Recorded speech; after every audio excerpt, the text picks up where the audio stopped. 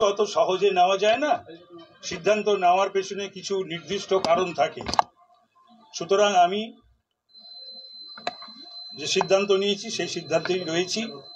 তার কারণ এত করাপশন, তারপরে সন্দেশখালি, ঘরে বাইরে এত অপমান, এত অসম্মান, এত উপেক্ষা, এত অবহেলা, এইগুলো আমাকে খুবই তাড়না দিয়েছে।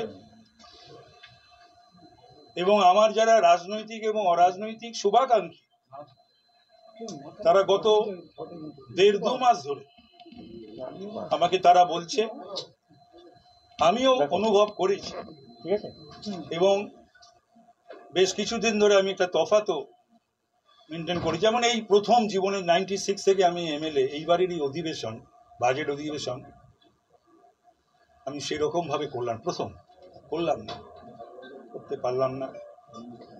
তো সুতরাং যে কোনো জিনিস কোনো মানুষ যদি করে, তার মধ্যে স্বতঃস্ফূর্ততা থাকা উচিত, মনের থেকে।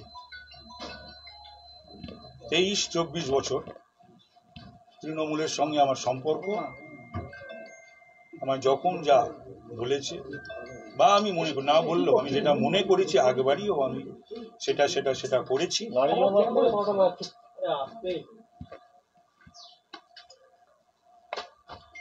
কিন্তু আমার বাড়িতে একটি ঘটনা ঘটে যায় 12ই জানুয়ারি, সেটাও একটা বিষয়, যদিও মুখ্য বিষয় দুর্নীতি এবং সন্দেশখালী। তার পরের বিষয় আমার বাড়িতে ইডি অভিযান। আজকে 52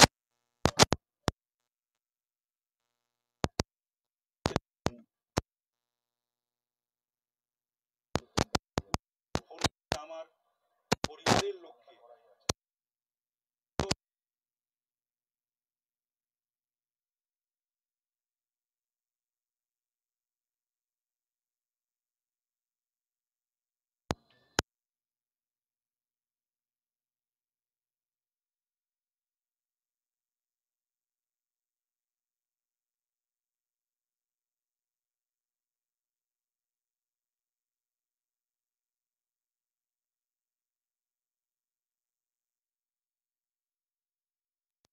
রাজনৈতিক যারা খবরাখবর রাখে, তারা আমাকে বলেছে যে এর পেছনে আমার দলেরই কেউ আছে। তো সুতরাং, এবং যখন আমার রেড চলছে আমার বাড়িতে, তখন এমএলএ এমপি বা কারুর বিবেকানন্দের বাড়িতে, সেদিন 12ই জানুয়ারি বিবেকানন্দের জন্মদিন ছিল, আমারও যাওয়ার কথা ছিল, সেখানে তাদের উল্লাস পরিলক্ষিত হয়। সেগুলো আমাকে সাংবাদিকরা এসে বলে, ছাত্র যুব নেতৃত্ব এসে বলে। তাদের কেউ অবশ্য উল্লাস করলো, অনেকেই তার প্রতিবাদ করেছে। আরেকটা জিনিস, এই ব্রাত্য কুণাল এসেছিল,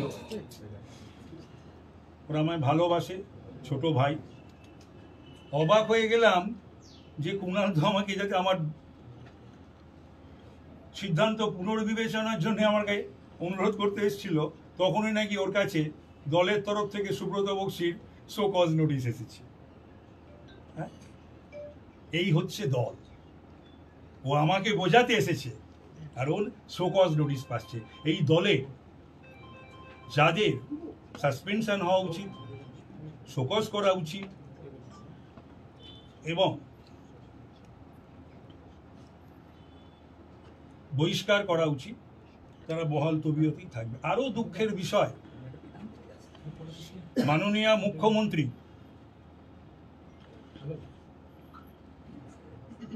সেদিন অবশ্য বিধানসভায় আমি ছিলাম না, শারীরিক কারণে, তিনি যখন বক্তৃতা দিলেন বিধানসভায়, আমার বাড়ি ইডি অভিযান এটা উল্লেখ করতেই পারতেন। তিনি শেখ শাহজাহানকে ইডি টার্গেট করেছে সেটা বললেন। সব মিলিয়ে এগুলো আমি বড় আহত, আঘাতপ্রাপ্ত। আর আমি আমার ইন্টিগ্রিটি এবং ডিগনিটি ইন পলিটিক্স কারোর অজানা নয়। এই কদিন আগেও শুভেন্দু যে সাসপেনশন হয়েছিল তার মুসানের মুভারও ছিলাম আমি অ্যাসেম্বলিতে। এই ললিত ঝা নিয়ে বিজেপির রাজ্য সভাপতি সাংসদ সুকান্ত মজুমদার যখন তারা করবেনি, প্রতিপক্ষ আমার বিরুদ্ধে 100 বার করবে, কিন্তু নিজের দলের লোক যদি করে বা বলে সেটা বড় দুর্ভাগ্যের বিষয় হয়ে দাঁড়ায়। আমি কিন্তু ওই ললিত ঝা প্রশ্নে আমার একটি ছবি যখন দেখিয়েছিল তখন আমি প্রতিবাদ তো যা করার করেই ছিলাম সংবাদ মাধ্যমে, তাছাড়াও আমি একটি উকিলের চিঠি পর্যন্ত পাঠিয়েছিলাম শ্রী সুকান্ত মজুমদারকে। কিন্তু খুবই দুঃখের এবং কষ্টের বিষয় যে আজকে 52 দিন মাননীয় মুখ্যমন্ত্রীর ডাক পাইনি, আমার মিসেস বা কন্যা তাদেরও কনসোল করেননি।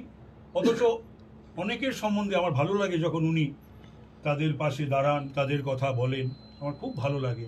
আমিও আশা করেছিলাম আমার এবং আমার পরিবারের এই ক্রিয়েটেড একটা যে ইডি অভিযানে বিধ্বস্ত আমি এবং আমার পরিবার, তার পাশে দল বা মাননীয় মুখ্যমন্ত্রী দাঁড়াবেন, তো সেটা আমি দেখিনি। উনি অন্য কারোর বাড়িতে ইডি অভিযান গেলে তাদের রান্নাঘরে যদি কৌটো মানে মশলার কৌটো, চায়ের কৌটো এই সমস্ত ইডি নাড়াচাড়া করেন। আমাদেরও একটা ঘর আছে, পরিবার আছে, রান্নাঘর আছে, আমারও স্ত্রীপুত্র পরিবার আছে, আমার পুত্র যদিও বাইরে থাকে। এগুলো নিশ্চয়ই আমার হৃদয়কে ভারাক্রান্ত করে, নাড়া দেয়। নমস্কার। ডিজিটাল খবরিলাল, খবর আপনাদের, নজর আমাদের।